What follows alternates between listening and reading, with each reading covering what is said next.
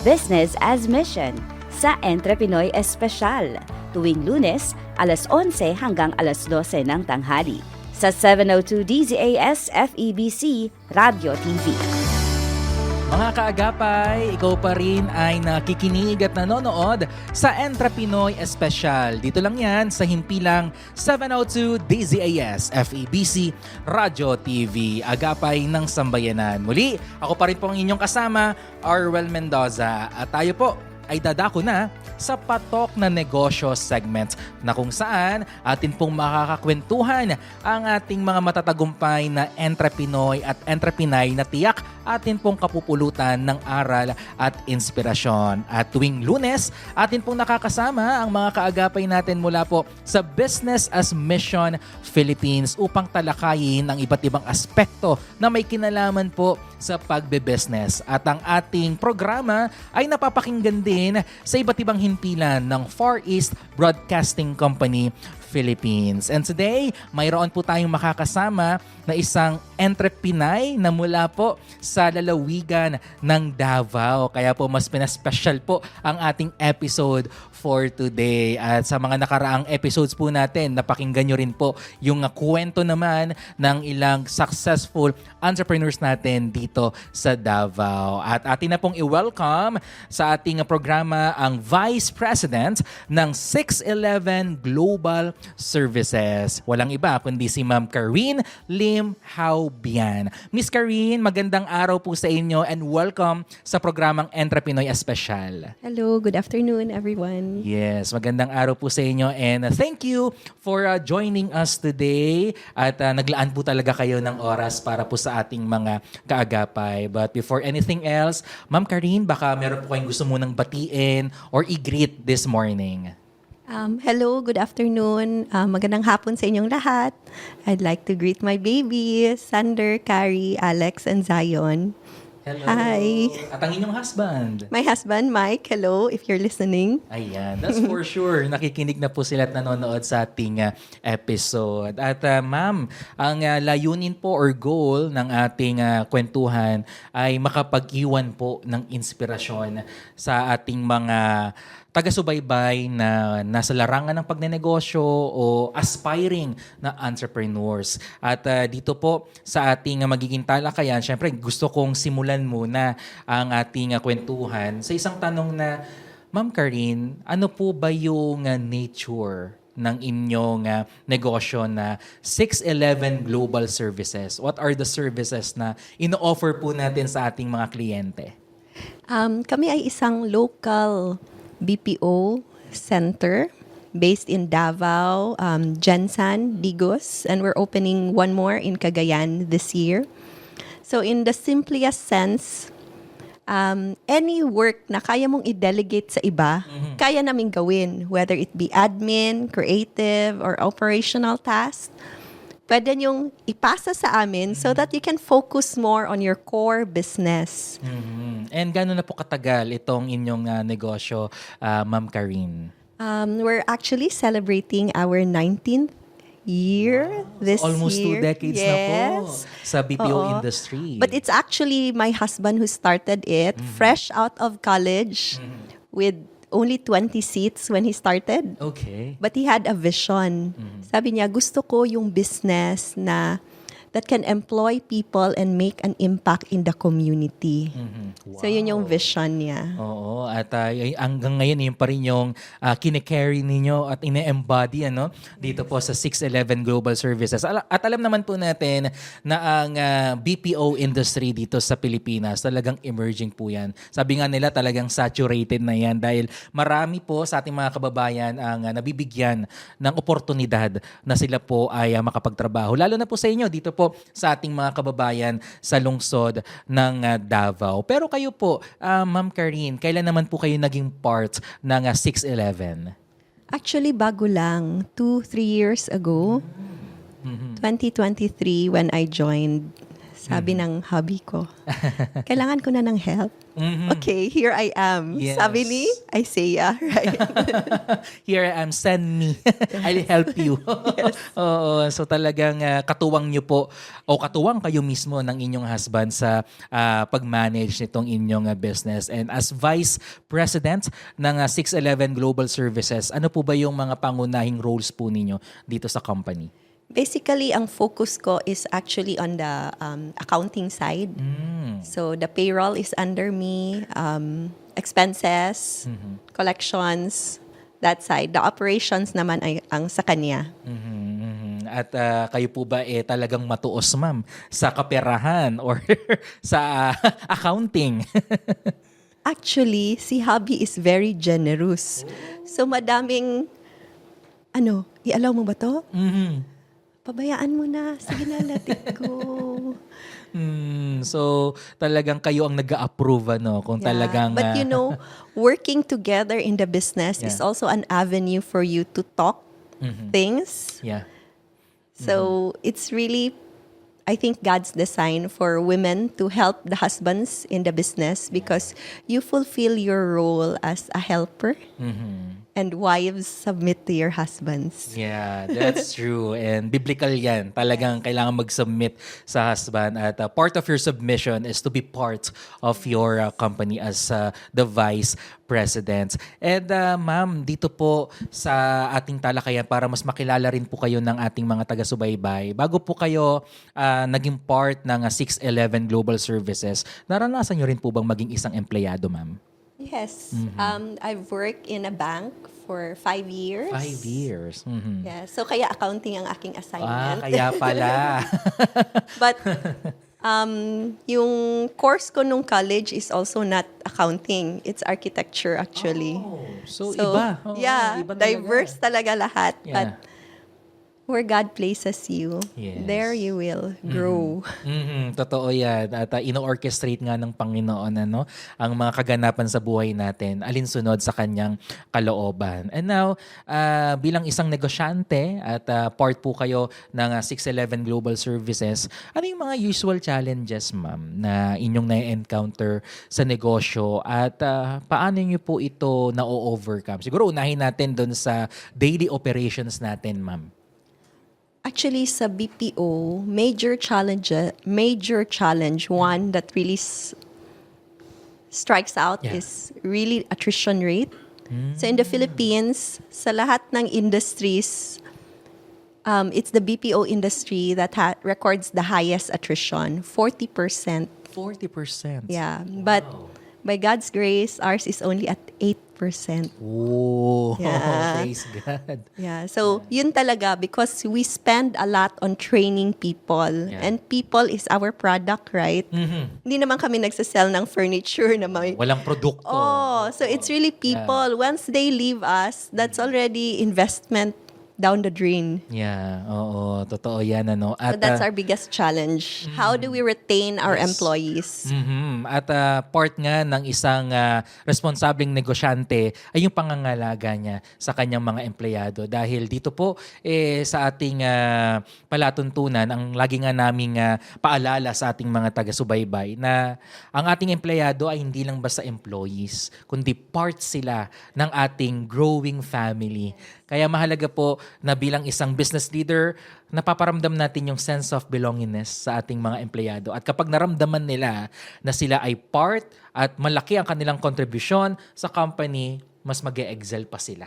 At mas pagbubutihan pa o pag-iigihan pa ang kanilang trabaho. And I just want to ask you, Ma'am Karine, katulad nung sabi ko kanina, saturated na ang BPO industry and marami na pong mga kumpanya na may ganitong klaseng negosyo. Ano po yung distinction ng 611 Global Services compared po sa ibang kumpanya? Yes, tama ka. Madami na ngang BPO call centers dito sa Philippines, but most are foreign-owned and operated. Yeah. As I've said, we're locally homegrown. Homegrown. So by being homegrown, we bank on us being Filipinos. So yung tagline nga namin is 611, powered by Filipino resilience hospitality, and excellent service. Because that defines who we are as a Yes. Filipino, right? So if you're a Filipino, where would you want to work with? Yeah. Right? Doon ka ba sa Filipino who knows you for who you are? Or doon ka sa foreign company who doesn't know you and just Yeah. use you as a talent? Yeah, who doesn't know you well, ano? Yes. Oo. At totoo yung sinabi mo, Ma'am Karine, na tayong mga Pilipino, likas na sa atin yung pagiging resilient. 'Di ba? Kapag may mga kalamidad, may mga unos, nakukuha pa rin nating ngumiti. Nakukuha pa rin na nating makipagbiruan. Ano, dahil tayo, talagang strong tayo, matibay tayo, ano? At yan nga rin nagre-reflect sa inyong negosyo. And speaking of resiliency, kasi marami ring mga negosyante ngayon na nagsimula sila na magnegosyo and it went out na parang it ended na hindi naging successful. Kaya marami ang nadidisappoint, marami ang nafo-frustrate at tila ba parang hopeless na po sila. So bilang isang business owner, sa inyong perspective, ano ba yung dapat response ng isang business owner na dumadaan po sa ganitong sitwasyon? Ano ba yung tamang tugon, the right response kapag dumarating na yung failures or challenges in their business? I think it's important yung ating mindset, right? We start off with Jeremiah 33:3, call on me, Yes. and I will answer you. I will tell you great things you do not know. Kasi si Lord, alam niya ang lahat. Ano yung past, present, and most importantly, what's Future. in the future. So if you entrust your plans to Him, He will make it right. Yeah. Yung mindset kasi natin minsan, pag business, yung rating for success is it has to be productive, it has to generate a lot of income. So in one of the talks I've attended, sabi niya, di ba we keep a scorecard and then we base performance productivity Yes. on those things, right? But as a Christian, what is our scorecard? Right? It's at the end of the day, God will tell you, well done, my good and faithful servant. Yeah. So it's using business as an avenue and as a platform for you to minister to others. So I told one of yung ministry partner, sabi ko na, kasi I think he can relate to that question. Yeah. Sabi niya, pagod na ako sa trabaho ko. Gusto ko na mag-resign. Pero I don't know what business to start. I don't have a capital. Wala lahat. But he's helping me out in the ministry. So sabi ko na, one time lang when we needed to replace our canteen concessionaire, sabi ko, di ba, ikaw may experience ka nito. Would you want to partner with me? So parang, my point is, God will pave the way for you Yeah. if you're doing His work. Yeah. At andun lagi yung provision ng Yes. Panginoon as long as we obey His words. Kaya mahalaga po sa isang negosyante na hindi lang tayo nagfo-focus kung paano natin palalaguin o i-improve pa ang ating negosyo. Mahalaga din na pagtuunan natin ng pansin, paano ba ito makakapag-glorify sa Panginoon? Correct. Paano natin mabibigyan ng glory ang Lord through our business? Paano natin mabibigyan ng ngiti ang Panginoon as we do our business. Kaya mahalaga po na we obey His words at paano natin i-obey ang Kanyang salita kung hindi tayo nagbabasa ng Biblia, ng Kanyang word. Kaya mahalaga po na pag-ibayuhin natin yung disiplina natin, hindi lang professionally, kundi yung disiplina natin sa ating spiritual life. Lalong-lalo na sa ating mga kaagapay dyan na negosyante na tila ba parang nakakalimot na na parte ng ating tagumpay sa negosyo ay ang Panginoon. And with that, Ma'am Karine, kayo po ay nasa business na for how many years? And recently po ay nakilala nyo ang Business as Mission Philippines na kung saan kayo po ay naging part na po nito. Siguro kwentuhan nyo po kami, Ma'am Karine, paano nyo po na-discover ang BAM Philippines and how has BAM helped you para po mas lumalim kayo at mas maging, sabihin nating mahusay na Christian business owner? BAM kasi, di ba, is a platform for for business owners to gather and to talk about business and how they use it as a mission. Yes. So I think it was 20 after COVID when I joined the BAM conference and I was listening to Reverend Edmund Chan. He was talking about Mary and Martha. Sabi niya, it's our mindset that's important. Si Mary listened to Jesus at the foot of Jesus. Si Martha was busy preparing. Yes. And she was saying, Lord, why don't you tell Mary to help me? So yung mindset of Martha, whose hands are always full doing something. So si Mary naman is just listening and focusing on what is important. If nag-switch sila ng roles, it would still be the same. She would still complain. Tayo din in the business. And Ian also shared a testimony during then. Yeah. Tayo din in the business, it's our mindset of how we can focus on God and giving value to what He gave us. Yeah. If we are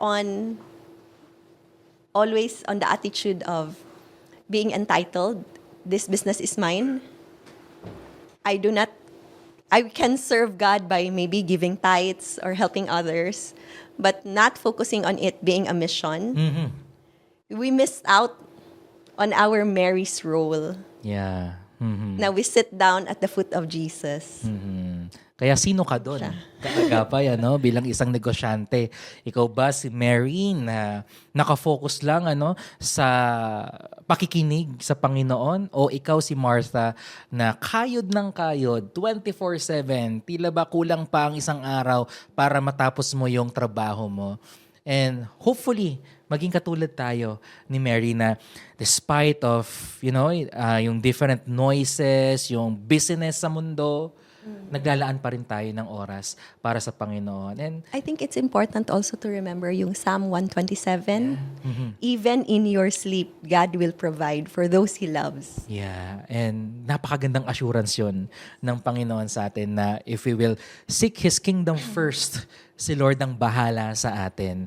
At when you join BAM, Ma'am Karine, ano yung naging pagbabago sa inyong perspective on handling your business at paano yung nakita yung God's purpose sa inyong negosyo ngayon? Siguro na being a Christian and being with like-minded Christians is that you're not alone here. When I started a ministry in the office, I knew I couldn't do it alone. So, like having BAM and knowing that there are others like you, it's so easy to tap kasi we're on the same mission. So I think that's paano nakakatulong si BAM. Mahalaga talaga. Yung knowing that you are part of a community. Yes. Actually, And that community is willing to help you. yes, oo. At yun nga yung gusto nating bigyan ng diin dito or bigyan ng emphasis na we all need a community. Lalo na sa ating mga negosyante. Sabi nga nila, Ma'am Karine, ang isa daw sa pinakamalungkot na posisyon sa kumpanya is when you're on top. Kasi 'di ba, may mga pagkakataon na wala kang makausap kasi you're busy overseeing itong mga empleyado mo, itong co-steward mo, and may mga kaisipan din na kanino ako magkikwento? Kanino ko i-share yung struggles ko sa pagnenegosyo? Kanino ko i-open up na may ganito na pala akong pinagdadaanan? And praise God sa BAM Philippines dahil narito po sila upang bumuo ng isang community wherein pwede ka maging vulnerable, 'di ba? Pwede kang mag-open up, na kumbaga walang stigma, 'di ba? Wala kang fear na baka ma-judge ka or mahusgahan ka. Kasi dito po sa ating palatuntunan, nag-interview na po kami ng maraming mga negosyante na talagang na-bless sa BAM Philippines na dahil po sa ministry na ito, mas naunawaan nila na ang negosyo, our business is not about us. Hindi po tayo ito, kundi ang Panginoon lamang ang dapat na maging sentro at dapat po nating pinaparangalan through our business. And sa inyo, ma'am, ano yung mga principles, ma'am, na natutunan nyo sa BAM Philippines na ina-apply nyo po ngayon sa business po natin? I think pinaka-importante is yung integrity. Integrity. Yeah. Because in business, your integrity is your currency. I like that. Can you repeat that, ma'am? Your integrity is your currency. Wow. Because when you deal with business, you do not have second chances, right? So when they experience that you are trustworthy, they might likely offer more businesses to you. You don't need to market, right? Because building trust is the most important marketing strategy that you can give. At yan ang isang bagay na that's so priceless. Kaya dapat pinaka-iingat-ingatan po natin yan. Kasi kapag na-break po ang trust, nasira po ang trust, diba? Katulad yan ng isang nabasag na flower vase. Kapag nabasag na, buuin mo man, may lamat na. Kaya mahalaga po bilang isang negosyante na na-maintain po natin ang integrity. Paano natin magagawa yon? If tayo po, ang negosyo natin ay nakasentro po sa Panginoon. Kasi alam naman natin, Ma'am Karine, sa mundo natin, ang daming compromises. Ang daming mga temptations na susubok talaga sa atin. Ito bang negosyong ito ay para sa Panginoon o para sa mundong ito? So, yun yung kailangan nating i-check sa ating mga puso na, Lord, itong negosyo ko bang ito ay nakakapagbigay po ba ito ng papuri sa inyo, ng glory sa inyo, at nagiging kapaki-pakinabang ba itong negosyo ko para po sa inyong ministry. And you're going on your 20th year sa 611 Global Services at kayo po yung naging part ng BAM. Ano pa po yung mga plans or pangarap pa po ninyo, ma'am, sa business? Kasi I believe na isa po kayo sa mga leading na BPO companies here in Davao at you have said earlier, magtatayo pa po kayo ng another office po ninyo sa ibang province. So ano pa yung mga gusto nyong ma-achieve dito on your 20th year dito sa 611? Praise God for His faithfulness na umabot kami sa ganito. Very short rewind. My husband started the business with only 20 seats. Now, 611, 6,000 and counting. So our goal by 2030 is 10,000. Why? Why do we need the numbers? Because the numbers will put us in a position that we have influence. And the influence can make an impact in the lives of people. Wow. So talagang patuloy pang ini-expand ng Panginoon ng inyong negosyo. And I was about to ask you, bakit nga ba 611 ang naging pangalan ng negosyo? So yun po pala. 611 because it's the birthday of my father-in-law, June 11. Okay. So yun pala yung quick story or background nitong ating business name. And siguro ilan sa mga panghuling katanungan ko na lang, Ma'am Karine, gaano kahalaga sa isang negosyante na sa larangan ng pagbibusiness, laging kasama ang Panginoon, laging kasama sa equation ang Diyos sa pagmamanage ng isang business? Kasi we don't know all. We don't know everything. God gives us wisdom. God gives us all our body parts, right? Every time I speak in engagements or parties or our events or even simple meeting, I pray to God na, Lord, use me as your mouthpiece. Kasi it's really Him who gives us the wisdom to do the right things at all times.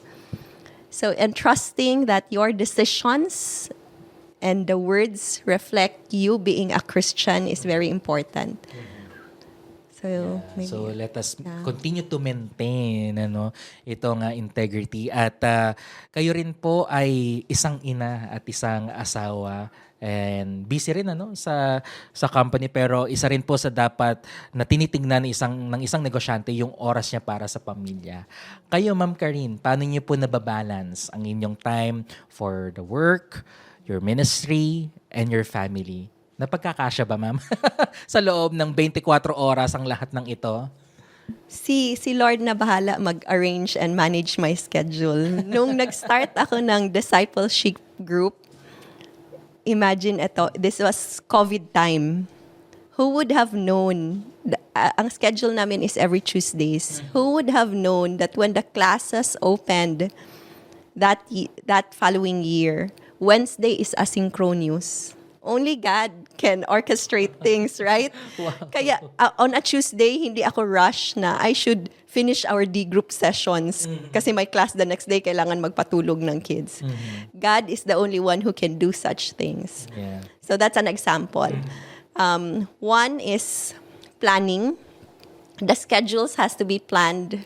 Ang schedules ko naka-notes lang siya so that I can send it to the yaya and the driver, the schedules. Sticky note po ba ito? Naka-note sa cellphone sa ko. cellphone. Okay. So that Virtual every pala. week na-send ko na yan siya. Our menu for the food every dinner, I send it out every weekend to the yayas. So alam na niya what to buy, what to cook. Hindi na ako inaas. So planning is key. When I do meetings in the office, the agendas has to be sent out at least a week prior so that they know already and they have assignments on what to present. So I just listen. And then second is, I think it's one thing that we should learn is to delegate. You can't do everything on your own. And sometimes it's a form of pride na you think ikaw lahat, you're Kaya the ko lahat star. to. Yes. When you delegate, you give others a chance to shine, to grow, to make mistakes, and to correct them. So it's also one form of empowering them when you delegate the task. Yeah.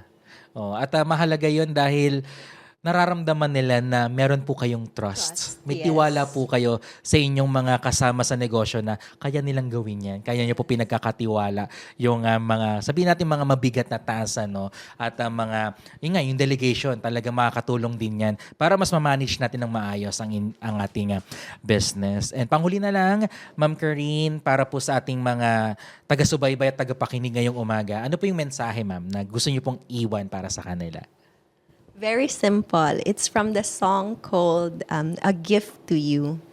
To the mommies out there, if you have time, listen it with your children, sa mga bata, preschool. Kasi ito na song is a preschool invocation song.